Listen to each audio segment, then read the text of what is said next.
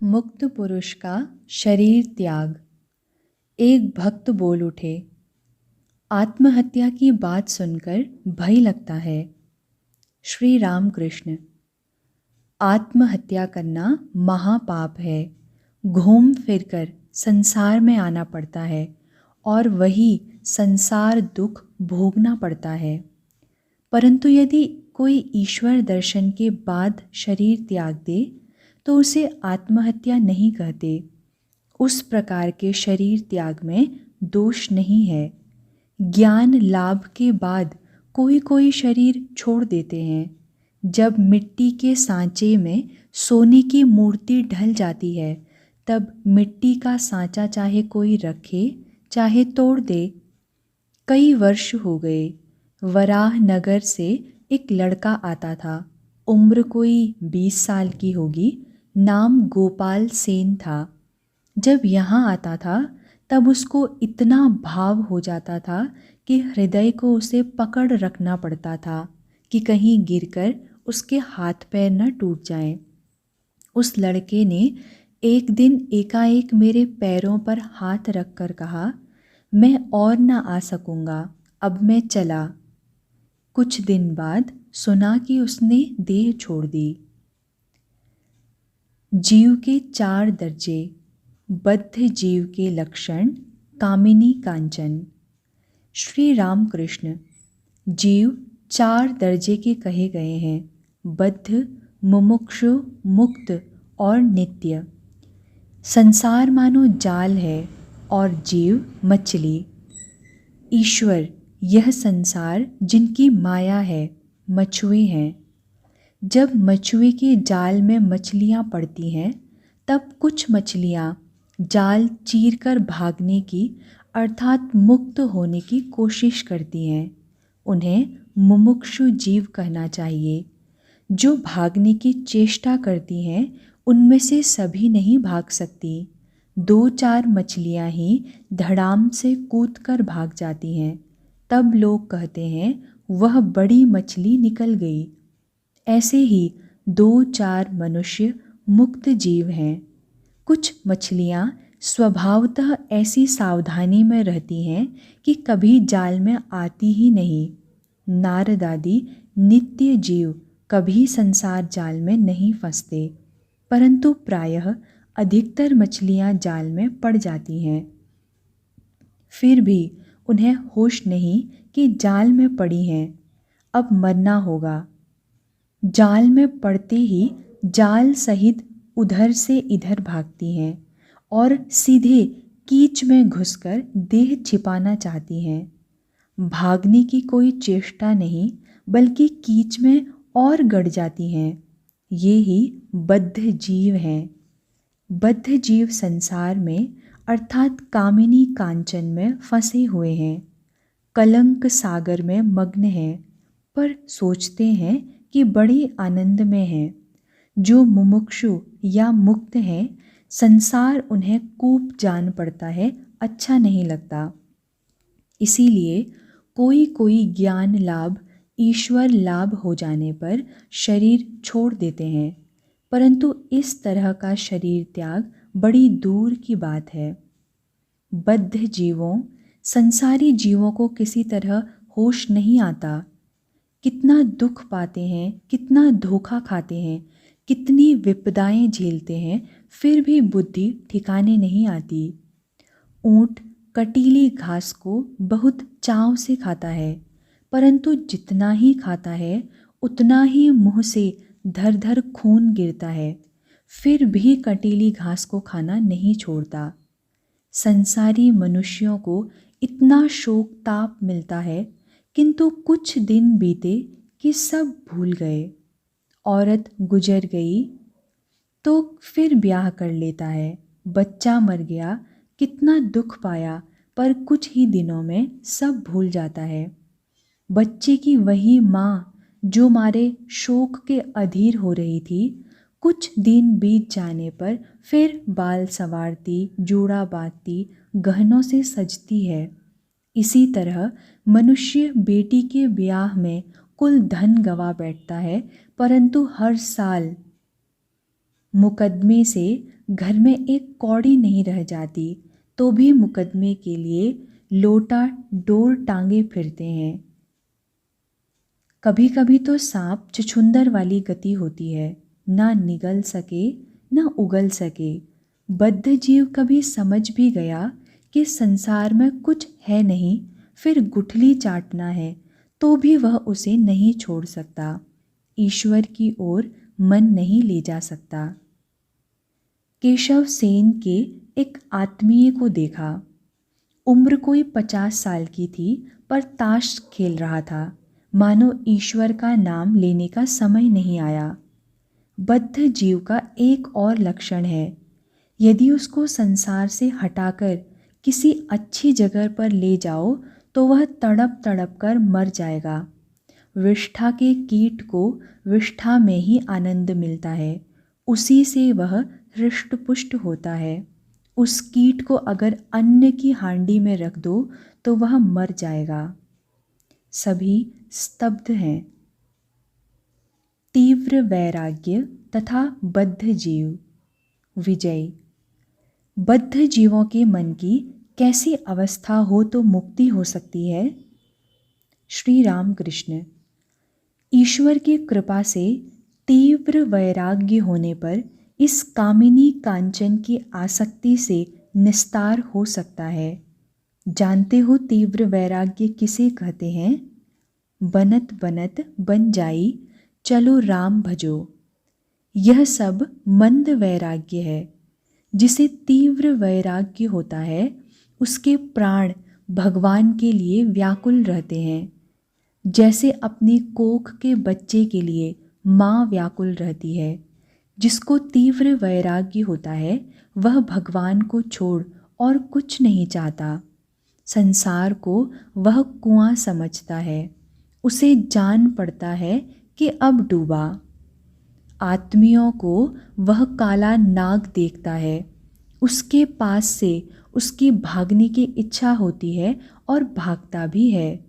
घर का काम पूरा कर लें तब ईश्वर की चिंता करेंगे, यह उसके मन में आता ही नहीं। भीतर बड़ी जिद रहती है। तीव्र वैराग्य किसे कहते हैं, इसकी एक कहानी सुनो। किसी देश में एक बार वर्षा कम हुई। किसान नालियां काट काट कर दूर से पानी लाते थे। एक किसान बड़ा हठी था। उसने एक दिन शपथ ली कि जब तक पानी न आने लगे, नहर से नाली का योग न हो जाए, तब तक बराबर नाली खोदूंगा। इधर नहाने का समय हुआ। उसकी स्त्री ने लड़की को उसे बुलाने भेजा। लड़की बोली, पिताजी दोपहर हो गई, चलो तुमको माँ बुलाती है। उसने कहा, तू चल, हमें अभी काम है। दोपहर ढल गई पर वह काम पर डटा रहा, नहाने का नाम न लिया। तब उसकी स्त्री खेत में जाकर बोली, नहाओगे कि नहीं? रोटियां ठंडी हो रही हैं। तुम तो हर काम में हट करते हो। काम कल करना या भोजन के बाद। गालियां देता हुआ कुदाल उठाकर किसान स्त्री को मारने दौड़ा और बोला, तेरी बुद्धि मारी गई है क्या? देखती नहीं कि पानी नहीं बरसता, खेती का काम सब पड़ा है। अब की बार लड़के बच्चे क्या खाएंगे? सबको भूखा मरना होगा। हमने यही ठान लिया है कि खेत में पहले पानी लाएंगे, नहाने खाने की बात पीछे होगी। मामला टेढ़ा देखकर उसकी स्त्री वहाँ से लौट पड़ी। किसान ने दिन भर जी तोड़ मेहनत करके शाम के समय नहर के साथ पानी का योग कर दिया। फिर एक किनारे बैठकर देखने लगा किस तरह नहर का पानी खेत में कलकल स्वर से बहता हुआ आ रहा है। तब उसका मन शांति और आनंद से भर गया। घर पहुंचकर उसने स्त्री को बुलाकर कहा, ले आ अब डोल और रस्सी। स्नान भोजन करके निश्चिंत होकर फिर वह सुख से लेट गया। जिद्द यह है और तीव्र वैराग्य की उपमा है। खेत में पानी लाने के लिए एक और किसान गया था। जब उसकी स्त्री गई और बोली, धूप बहुत हो गई, अब चलो, इतना काम नहीं करते। वह चुपचाप कुदाल एक ओर रखकर बोला, अच्छा तू कहती है तो चलो। वह किसान खेत में पानी न ला सका। वह मंद वैराग्य की उपमा है। हठ बिना जैसे किसान खेत में पानी नहीं ला सकता, वैसे ही मनुष्य ईश्वर दर्शन नहीं कर सकता। कामिनी कांचन के लिए दासत्व। श्री राम कृष्ण, पहले तुम इतना आते थे, अब क्यों नहीं आते? विजय, यहाँ आने की बड़ी इच्छा रहती है, परंतु अब मैं स्वाधीन नहीं हूँ, ब्राह्म समाज में नौकरी करता हूँ। श्री राम कृष्ण, कामिनी कांचन जीव को बांध लेते हैं, जीव की स्वाधीनता चली जाती है। कामिनी ही से कांचन की आवश्यकता होती है, जिसके लिए दूसरों की गुलामी की जाती है, फिर स्वाधीनता नहीं रहती, फिर तुम अपने मन का काम नहीं कर सकते। जयपुर में गोविंद जी के पुजारी पहले पहल अपना विवाह नहीं करते थे, तब वे बड़े तेजस्वी थे। एक बार राजा के बुलाने पर भी वे नहीं गए और कहा, राजा ही को आने को कहो। फिर राजा और पंचों ने मिलकर उनका विवाह करा दिया। तब राजा से साक्षात करने के लिए किसी को बुलाना नहीं पड़ा, वे खुद हाजिर होते थे। कहते, महाराज आशीर्वाद देने आए हैं। आज घर बनवाना है, आज लड़के का अन्नप्राशन है, आज लड़के का पाठशाला जाने का शुभ मुहूर्त है, इन्हीं कारणों से आना पड़ता है। 1200 भगत और 1300 भक्तिन वाली कहावत तो जानते हो ना? नित्यानंद गोस्वामी के पुत्र वीरभद्र के 1300 भगत शिष्य थे। जब वे सिद्ध हो गए तब वीरभद्र डरे।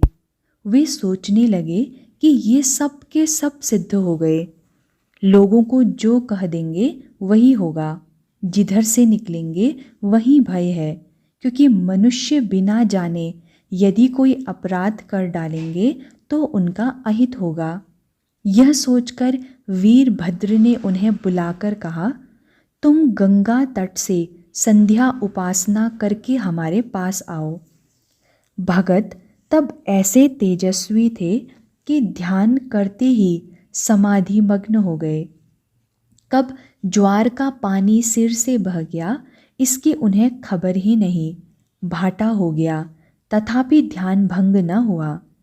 1300 भक्तों में से 100 समझ गए कि वीरभद्र क्या कहेंगे। आचार्य की बात को टालना नहीं चाहिए, अतएव वे तो खिसक गए, वीरभद्र से साक्षात नहीं किया। रहे 1200 भगत, वे वीरभद्र के पास लौटकर आए। वीरभद्र बोले, ये 1300 भक्ति ने तुम्हारी सेवा करेंगी, तुम लोग इनसे विवाह करो। शिष्यों ने कहा, जैसी आपकी आज्ञा, परंतु हम में से 100 न जाने कहाँ चले गए। उन 1200 भक्तों के साथ एक एक सेवादासी रहने लगी। फिर उनका वह तेज तपस्या बल न रह गया। स्त्री के साथ रहने के कारण वह बल जाता रहा, क्योंकि उसके साथ स्वाधीनता नहीं रह जाती। विजय से कहते हुए, तुम लोग स्वयं यह देखते हो, दूसरों का काम करते हुए क्या हो रहे हो, और देखो इतनी परीक्षाएं पास करने वाले, इतनी अंग्रेजी जानने वाले पंडित नौकरी करते हुए सुबह शाम मालिकों के बूट की ठोकरें खाते हैं। इसका कारण केवल कामिनी है। विवाह करके यह हरी भरी दुनिया उजाड़ने की इच्छा नहीं होती, इसीलिए यह अपमान, दासता की यह इतनी मार।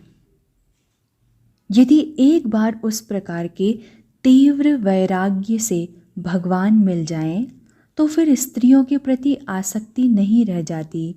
घर में रहने से भी स्त्री की लालसा नहीं होती, फिर उससे कोई भय नहीं रहता। यदि एक चुंबक पत्थर बड़ा हो और एक छोटा, तो लोहे को कौन खींच सकता है? बड़ा ही खींच सकता है।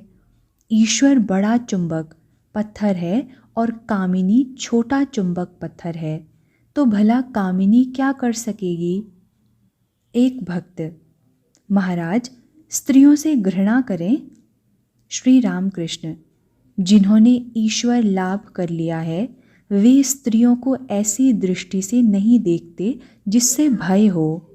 वे यथार्थ देखते हैं कि स्त्रियों में ब्रह्ममयी माता का अंश है और उन्हें माता जानकर उनकी पूजा करते हैं। विजय विजय से कहते हुए: तुम कभी कभी आया करो, तुम्हें देखने की बड़ी इच्छा होती है। विजय: ब्राह्म समाज का काम करना पड़ता है, इसीलिए हर समय नहीं आ सकता, अवकाश मिलने पर आऊँगा। श्री रामकृष्ण: देखो, आचार्य का काम बड़ा कठिन है। ईश्वर का प्रत्यक्ष आदेश पाए बिना लोक शिक्षा नहीं दी जा सकती। यदि आदेश पाए बिना ही उपदेश दिया जाए तो लोग उसको ध्यान नहीं देते।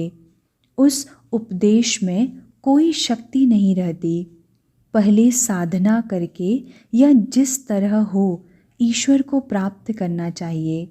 उनकी आज्ञा मिलने पर फिर लेक्चर दिया जा सकता है। उस देश में हालदार पुकुर नामक एक तालाब है। उसके बांध पर लोग पाखाना किया करते थे।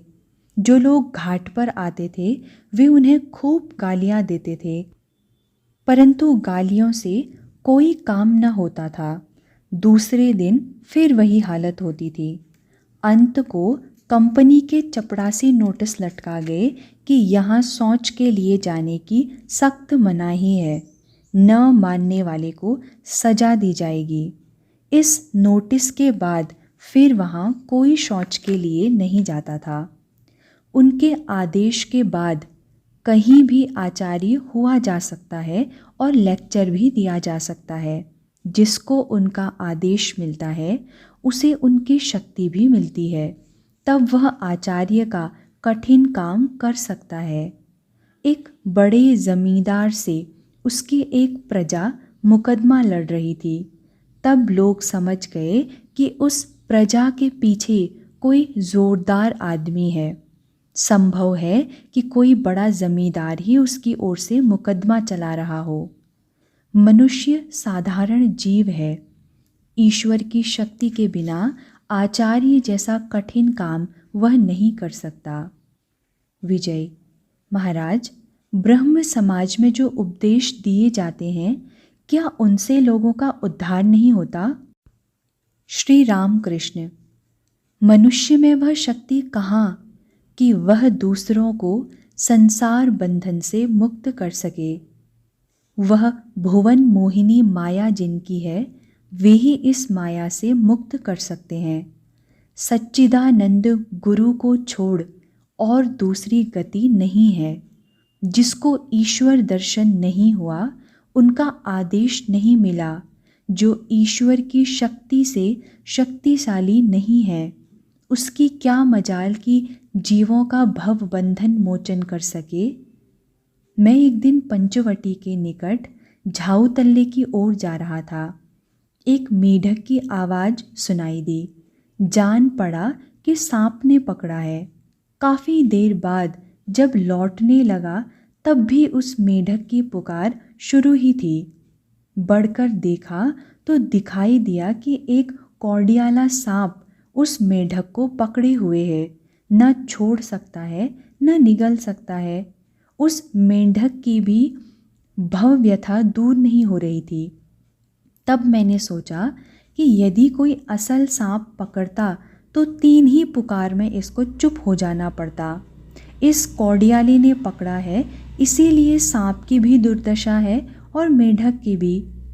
यदि सद्गुरु हो तो वो जीव का अहंकार 3 ही पुकार में दूर होता है। गुरु कच्चा हुआ तो गुरु की भी दुर्दशा है और शिष्य की भी। शिष्य का अहंकार दूर नहीं होता, न उसके भव बंधन की फांस ही कटती है। कच्चे गुरु के पल्ले पड़ा तो शिष्य मुक्त नहीं होता। विजयी: महाराज, हम लोग इस तरह बद्ध क्यों हो रहे हैं? ईश्वर को क्यों नहीं देख पाते? श्री रामकृष्ण: जीव का अहंकार ही माया है। यही अहंकार कुल आवरणों का कारण है। मैं मरा की बला टली। यदि ईश्वर की कृपा से मैं अकर्ता हूँ यह ज्ञान हो गया तो मनुष्य तो जीवन मुक्त हो गया, फिर उसे कोई भय नहीं। यह माया या अहम मेघ की तरह है। मेघ का एक छोटा सा ही टुकड़ा क्यों न हो, पर उसके कारण सूर्य नहीं दिख पड़ते। उसके हट जाने से ही सूर्य दिख पड़ते हैं। यदि श्री गुरु की कृपा से एक बार अहम बुद्धि दूर हो जाए तो फिर ईश्वर के दर्शन होते हैं।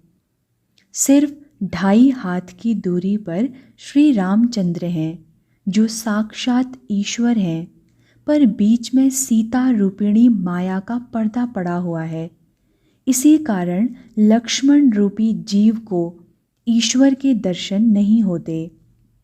यह देखो, तुम्हारे मुंह के आगे मैं एक अंगोछे की ओट करता हूँ। अब तुम मुझे नहीं देख सकते, पर हूँ मैं तुम्हारे बिल्कुल निकट। इसी तरह औरों की अपेक्षा भगवान निकट हैं, परंतु इस माया आवरण के कारण तुम उनके दर्शन नहीं पाते।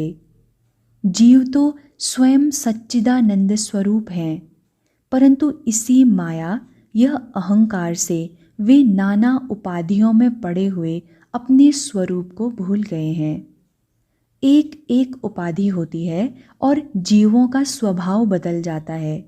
किसी ने काली धारीदार धोती पहनी कि देखना, प्रेम गीतों की तान मुँह से आप ही आप निकल पड़ती है, और ताश खेलना, सैर सपाटे के लिए निकलना तो हाथ में छड़ी लेकर, ये सब आप ही आप जुट जाते हैं। चाहे दुबला पतला ही हो, परंतु बूट पहनते ही सीटी बजाना शुरू हो जाता है। सीढ़ियों पर चढ़ते समय साहबों की तरह उछलकर चढ़ता है। मनुष्य के हाथ में कलम रहे तो उसका यह गुण है कि कागज़ का जैसा तैसा टुकड़ा पाते ही वह उस पर कलम घिसना शुरू कर देता है। रुपया भी एक विचित्र उपाधि है। रुपया होते ही मनुष्य एक दूसरी तरह का हो जाता है, वह पहले जैसा नहीं रह जाता। यहाँ एक ब्राह्मण आया जाया करता था। बाहर से वह बड़ा विनयी था। कुछ दिन बाद हम लोग कोन्नगर गए। हृदय साथ था। हम लोग नाव पर से उतरे कि देखा वही ब्राह्मण गंगा के किनारे बैठा हुआ है। शायद हवाखोरी के लिए आया था। हम लोगों को देखकर बोला, क्यों महाराज, कहो कैसे हो? उसकी आवाज़ सुनकर मैंने हृदय से कहा, हृदय सुना, इसके धन हो गया है। इसी से आवाज़ किरकिराने लगी। हृदय हंसने लगा। किसी मेढक के पास 1 रुपया था। वह एक बिल में रखा रहता था। एक हाथी उस बिल को लांघ गया। तब मेढक बिल से निकलकर बड़े गुस्से में आकर बोलने लगा, हाथी को लात दिखाने लगा और बोला, तुझे इतनी हिम्मत कि मुझे लांघ जाए? रुपये का इतना अहंकार होता है। ज्ञान लाभ होने से अहंकार दूर हो सकता है। ज्ञान लाभ होने से समाधि होती है। जब समाधि होती है तभी अहंकार जाता है। ऐसा ज्ञान लाभ बड़ा कठिन है। वेदों में कहा है कि मन सप्तम भूमि पर जाने से समाधि होती है। समाधि होने से ही अहंकार दूर हो सकता है। मन प्रायः प्रथम 3 भूमियों में रहता है, लिंग, गुदा और नाभि। यही वे 3 भूमियाँ हैं। जब मन संसार की ओर, कामिनी कांचन की ओर खिंचा रहता है, तब मन हृदय में रहता है। जब ईश्वरी ज्योति के दर्शन होते हैं, वह मनुष्य ज्योति देखकर कह उठता है, यह क्या है। इसके बाद मन कंठ में आता है। तब केवल ईश्वर की ही चर्चा करने और सुनने की इच्छा होती है। कपाल या भौहों के बीच में जब मन आता है, तब सच्चिदानंद रूप दिख पड़ता है। उस रूप को गले लगाने और उसे छूने की इच्छा होती है, परंतु छुआ नहीं जाता। लालटेन के भीतर की बत्ती को कोई चाहे छूने की इच्छा करे, छू नहीं सकता। जान पड़ता है कि छू लिया, परंतु छू नहीं पाता। जब सप्तम भूमि पर मन जाता है, तब अहम नहीं रह जाता, समाधि होती है। विजय। वहाँ पहुँचने पर जब ब्रह्मज्ञान होता है, तब मनुष्य क्या देखता है। श्री राम कृष्ण। सप्तम भूमि में मन के जाने पर क्या होता है, मुँह से नहीं कहा जा सकता। नमक की गुड़िया समुंदर नापने गई, किंतु जैसे पानी में उतरी वैसे ही गल गई। अब समुंदर की गहराई की खबर कौन दे। जो देगी वही तो उसके साथ मिल गई। सप्तम भूमि में मन का नाश होता है, समाधि होती है। क्या अनुभव होता है वह मुँह से कहा नहीं जाता। जो मैं संसारी बनता है, कामिनी कांचन में फंसता है, वह बदमाश में है। जीव और आत्मा में भेद सिर्फ इसलिए है कि बीच में यह मैं जुड़ा हुआ है। पानी पर अगर लाठी डाल दी जाए तो पानी दो हिस्सों में बटा हुआ दिख पड़ता है, परंतु वास्तव में है वह पानी एक ही। लाठी के कारण उसके दो हिस्से नजर आते हैं। यह लाठी अहम ही है। लाठी उठा लो, वही जल एक रह जाएगा। बदमाश में वह है जो कहता है, मुझे नहीं जानते हो, मेरे इतने रुपए हैं, क्या मुझसे भी कोई बड़ा आदमी है। यदि किसी ने 10 रुपये चुरा लिए तो पहले वह चोर से रुपए छीन लेता है, फिर चोर की ऐसी मरम्मत करता है कि पसली पसली ढीली कर देता है। इतने पर भी उसको नहीं छोड़ता, पहरे वाले के साथ सौंपता है और सजा दिलवाता है। बदमाश में कहता है, अरे इसने मेरे 10 रुपये चुराए थे, उफ इतनी हिम्मत। विजय। यदि बिना अहम के दूर हुए सांसारिक भोगों से पिंड नहीं छूटने का, समाधि नहीं होने की, तो ज्ञान मार्ग पर आना ही अच्छा है, क्योंकि इससे समाधि होगी। यदि भक्ति योग में अहम रह जाता है तो ज्ञान योग ही अच्छा ठहरा। श्री राम कृष्ण। समाधि प्राप्त होकर एक दो मनुष्यों का अहंकार जाता है अवश्य, परंतु प्रायः नहीं जाता। लाख विचार करो पर देखना कि अहम घूम घाम कर फिर उपस्थित है। आज बरगद का पेड़ काट डालो, कल सुबह से उसमें अंकुर निकला हुआ ही देखोगे। ऐसी दशा में यदि मैं नहीं दूर होने का तो रहने दो, उसे दास में बना हुआ रहने दो। हे ईश्वर, तुम प्रभु हो, मैं दास हूँ, इसी भाव में रहो। मैं दास हूँ, मैं भक्त हूँ, ऐसे में दोष नहीं। मिठाई खाने से अम्लशूल होता है, पर मिश्री मिठाइयों में नहीं गिनी जाती। ज्ञान योग बड़ा कठिन है। देहात्म बुद्धि का नाश हुए बिना ज्ञान नहीं होता। कलयुग में प्राण अन्नगत है, अतएव देहात्म बुद्धि अहम बुद्धि नहीं मिटती। इसीलिए कलयुग के लिए भक्ति योग है। भक्ति पथ सीधा पथ है। हृदय से व्याकुल होकर उनके नाम का स्मरण करो, उनसे प्रार्थना करो, भगवान मिलेंगे, इसमें कोई संदेह नहीं। मानो जल राशि पर बिना बांस रखे ही एक रेखा खींची गई है। मानो जल के दो भाग हो गए हैं, परंतु वह रेखा बड़ी देर तक नहीं रहती। दास में या भक्त का मैं अथवा बालक का मैं, ये सब मैं की रेखाएं मात्र हैं। विजय: महाराज, आप बदमाश मैं को दूर करने के लिए कहते हैं, तो क्या दास मैं, इसमें कोई दोष नहीं? श्री राम कृष्ण: नहीं, दास मैं अर्थात मैं ईश्वर का दास हूँ, मैं उनका भक्त हूँ। इस अभिमान में दोष नहीं, बल्कि इससे भगवान मिलते हैं। विजय: अच्छा, तो दास मैं वाले के काम, क्रोध आदि कैसे होते हैं?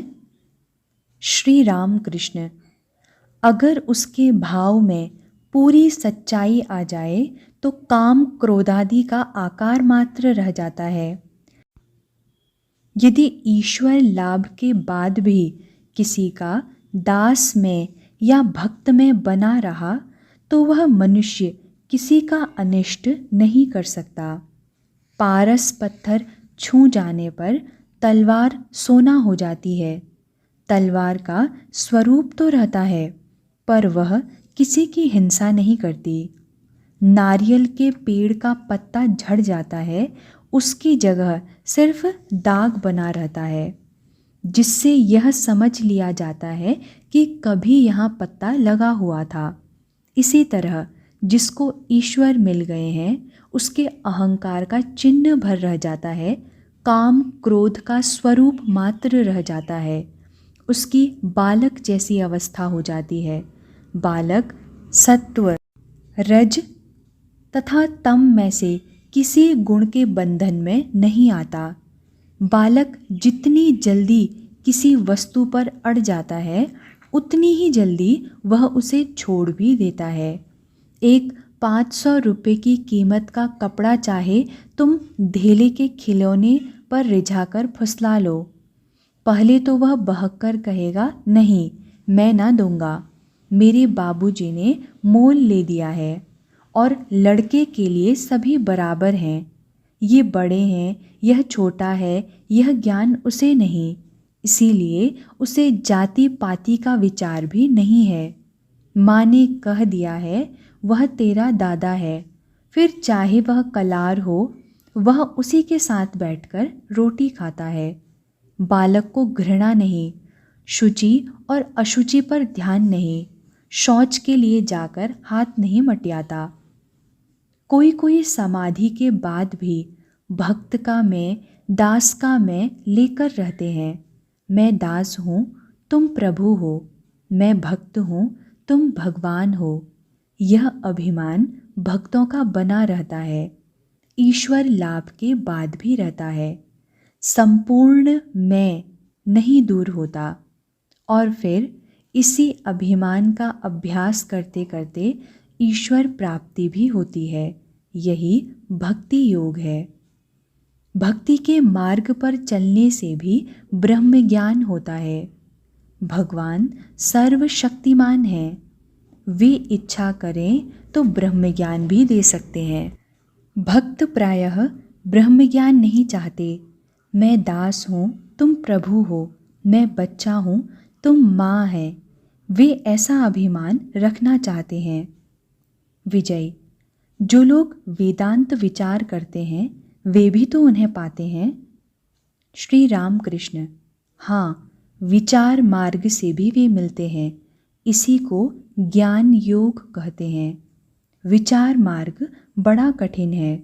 सप्त भूमि की बात तो तुम्हें बतलाई है। सप्तम भूमि पर मन के पहुँचने से समाधि होती है। ब्रह्म सत्य, जगत मिथ्या, यह बोध होने पर मन का लय होता है, समाधि होती है। परंतु कली में जीवों का प्राण अन्नगत है। ब्रह्म सत्य, जगत मिथ्या का बोध फिर कैसे हो सकता है? ऐसा बोध देह बुद्धि के बिना दूर हुए नहीं हो सकता।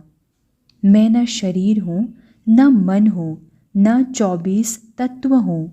मैं सुख और दुख से परे हूँ। मुझे फिर कैसा रोग, कैसा शोक, कैसी जरा, कैसी मृत्यु। ऐसा बोध कलिकाल में होना कठिन है। चाहे जितना विचार करो, देहात्म बुद्धि कहीं न कहीं से आ ही जाती है। बड़ के पेट को काट डालो, तुम तो सोचते हो कि जड़ समेत उखाड़ फेंका, पर दूसरे दिन सवेरे उसमें कनखा निकला हुआ देखोगे।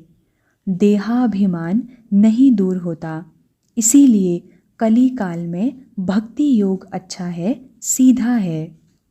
और मैं चीनी बन जाना नहीं चाहता, चीनी खाना ही मुझे अच्छा जान पड़ता है।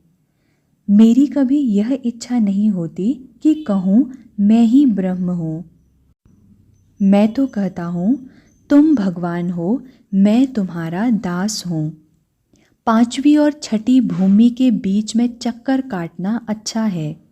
छठी भूमि को पार कर सप्तम भूमि में अधिक देर तक रहने की मेरी इच्छा नहीं होती। मैं उनका नाम गुण कीर्तन करूँगा, यही मेरी इच्छा है। सेव्य सेवक भाव बड़ा अच्छा है। और देखो, ये तरंगें गंगा ही की है, परंतु तरंगों की गंगा है ऐसा कोई नहीं कहता। मैं वही हूँ। यह अभिमान अच्छा नहीं। देहात्म बुद्धि के रहते ऐसा अभिमान जिसको होता है उसकी बड़ी हानि होती है। फिर वह आगे बढ़ नहीं सकता, धीरे धीरे पतित हो जाता है। वह दूसरों की आंखों में धूल झोंकता है, साथ ही अपनी आंखों में भी। अपनी स्थिति का हाल वह नहीं समझ पाता। भक्ति के दो प्रकार, उत्तम अधिकारी, ईश्वर दर्शन का उपाय। परंतु भेड़ियासान की भक्ति से ईश्वर नहीं मिलते। उन्हें पाने के लिए प्रेम भक्ति चाहिए। प्रेमा भक्ति का एक और नाम है राग भक्ति। प्रेम या अनुराग के बिना भगवान नहीं मिलते। ईश्वर पर जब तक प्यार नहीं होता तब तक उन्हें कोई प्राप्त नहीं कर सकता। और एक प्रकार की भक्ति है, उसका नाम है वैधी भक्ति। इतना जप करना होगा, उपवास करना होगा, तीर्थ यात्रा करनी होगी, इतने उपचारों से पूजा करनी होगी, बलिदान देना होगा, यह सब वैधी भक्ति है। इसका बहुत कुछ अनुष्ठान करते करते क्रमशः राग भक्ति होती है। जब तक राग भक्ति न होगी तब तक ईश्वर नहीं मिलेंगे। उन्हें प्यार करना चाहिए। जब संसार बुद्धि बिल्कुल चली जाएगी, 16 आना मन उन्हीं पर लग जाएगा, तब वे मिलेंगे। परंतु किसी किसी को राग भक्ति अपने आप ही होती है, स्वतः सिद्ध, बचपन से ही वह ईश्वर के लिए रोता है। जैसे प्रहलाद। विधिवादीय भक्ति कैसी है? जैसे हवा लगने के लिए पंखा झलना। हवा के लिए पंखे की ज़रूरत है। ईश्वर पर अनुराग उत्पन्न करने के लिए जप, तप, उपवास आदि विधियां मानी जाती हैं। परंतु जब दक्षिणी हवा आप बह चलती है तब लोग पंखा रख देते हैं। ईश्वर पर अनुराग, प्रेम आप आ जाने से जप, तप आदि कर्म छूट जाते हैं। भगवत प्रेम में मस्त हो जाने से वैध कर्म करने की फिर किसको समय है? जब तक उन पर प्यार नहीं होगा तब तक वह भक्ति कच्ची भक्ति है। जब उन पर प्यार होता है तब वह भक्ति पक्की भक्ति कहलाती है। जिसकी भक्ति कच्ची है वह ईश्वर की कथा और उपदेशों की धारणा नहीं कर सकता। पक्की भक्ति होने पर ही धारणा होती है। फोटोग्राफ के शीशे पर अगर स्याही लगी हो तो जो चित्र उस पर पड़ता है वह ज्यों का त्यों उतर जाता है। परंतु सादे शीशे पर चाहे हजारों चित्र दिखाए जाएं, एक भी नहीं उतरता। शीशे पर से चित्र हटा कि वही ज्यों का त्यों सफ़ेद शीशा। ईश्वर पर प्रीति हुए बिना उपदेशों की धारणा नहीं होती। विजय महाराज, ईश्वर को कोई प्राप्त करना चाहे, उनके दर्शन करना चाहे, तो क्या सिर्फ भक्ति से काम सध जाएगा? श्री राम कृष्ण: हाँ, भक्ति ही से उनके दर्शन हो सकते हैं, परंतु पक्की भक्ति, प्रेमा भक्ति, राग भक्ति चाहिए। उसी भक्ति से उन पर प्रीति होती है। जैसा बच्चों का माँ पर प्यार, माँ का बच्चे पर प्यार और पत्नी का पति पर प्यार होता है, इस प्यार, इस राग भक्ति के होने पर स्त्री, पुत्र और आत्मीय परिवार की ओर पहले जैसा आकर्षण नहीं रह जाता। फिर तो उन पर दया होती है, घर द्वार विदेश जैसा जान पड़ता है। उसे देखकर सिर्फ एक कर्म भूमि का ख्याल जागता है। जैसे घर देहात में और कलकत्ता में है कर्म भूमि। कलकत्ते में किराए के मकान में रहना पड़ता है कर्म करने के लिए। ईश्वर पर प्यार होने से संसार की आसक्ति, विषय बुद्धि बिल्कुल जाती रहेगी। विषय बुद्धि का लेश मात्र रहते उनके दर्शन नहीं हो सकते। दिया सलाई अगर भीगी हो तो चाहे जितना रगड़ो वह जलती ही नहीं। 20 दिया सलाई व्यर्थ ही बर्बाद हो जाती हैं। विषयासक्त मन भीगी दिया सलाई है। श्रीमती राधिका ने जब कहा, मैं सर्वत्र कृष्णमय देखती हूँ, तब सखियाँ बोली, कहाँ, हम तो उन्हें नहीं देखती, तुम प्रलाप तो नहीं कर रही हो? श्रीमती राधिका बोली, सखियों, नेत्रों में अनुराग का अंजन लगा लो, तभी उन्हें देखोगी। विजय से कहते हुए, तुम्हारे ब्रह्म समाज ही के भजन में है, प्रभु बिना अनुराग के यज्ञ याज्ञादि करके क्या तुम्हें जाना जा सकता है? यह अनुराग, यह प्रेम, यह सच्ची भक्ति, वह प्यार यदि एक बार भी हो तो साकार और निराकार दोनों मिल जाते हैं। विजय महाराज, क्या किया जाए जो ईश्वर दर्शन हो? श्री राम कृष्ण: चित्त शुद्धि के बिना ईश्वर के दर्शन नहीं होते। कामिनी कांचन में पड़कर मन मलिन हो गया है, उसमें जंग लग गया है।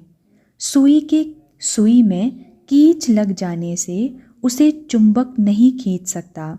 मिट्टी साफ कर देने से ही चुंबक खींचता है। मन का मैल नेत्र जल से धोया जा सकता है।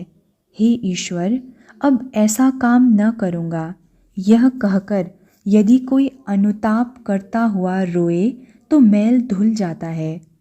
तब ईश्वर रूपी चुंबक मन रूपी सुई को खींच लेता है। तब समाधि होती है, ईश्वर के दर्शन होते हैं। परंतु चेष्टा चाहे जितनी करो, बिना उनकी कृपा के कुछ नहीं होता। उनकी कृपा बिना उनके दर्शन नहीं मिलते। और कृपा भी क्या सहज ही होती है? अहंकार का संपूर्ण त्याग कर देना चाहिए। मैं करता हूँ, इस ज्ञान के रहते ईश्वर दर्शन नहीं होते। भांडार में अगर कोई हो और तब घर के मालिक से अगर कोई कहे कि आप खुद चलकर चीज़ें निकाल दीजिए, तो वह यही कहता है तो वहाँ एक आदमी, फिर मैं क्यों जाऊँ? जो खुद कर्ता बन बैठा है, उसके हृदय में ईश्वर सहज नहीं आते। कृपा होने से दर्शन होते हैं। वे ज्ञान सूर्य हैं, उनकी एक ही किरण से संसार में यह ज्ञानालोक फैला हुआ है। उसी से हम एक दूसरे को पहचानते हैं और संसार में कितनी ही तरह की विद्याएं सीखते हैं। अपना प्रकाश यदि वे एक बार अपने मुंह के सामने रखें तो दर्शन हो जाएं। सार्जेंट रात को अंधेरे में हाथ में लालटेन लेकर घूमता है, पर उसका मुंह कोई नहीं देख पाता। पर उसी लालटेन के उजाले में वह सबको देखता है और आपस में सभी एक दूसरे का मुंह देखते हैं। यदि कोई सार्जेंट को देखना चाहे तो उससे विनती करे और कहे, साहब जरा लालटेन अपने मुंह के सामने लगाइए, आपको एक नज़र देख लो। ईश्वर से प्रार्थना करनी चाहिए कि भगवान एक बार कृपा करके आप अपना ज्ञान आलोक अपने श्रीमुख पर धारण कीजिए, मैं आपके दर्शन करूँगा। घर में यदि दीपक न जले तो वह दारिद्र्य का चिन्ह है। हृदय में ज्ञान का दीपक जलाना चाहिए। हृदय मंदिर में ज्ञान का दीपक जलाकर ब्रह्ममयी का श्रीमुख देखो।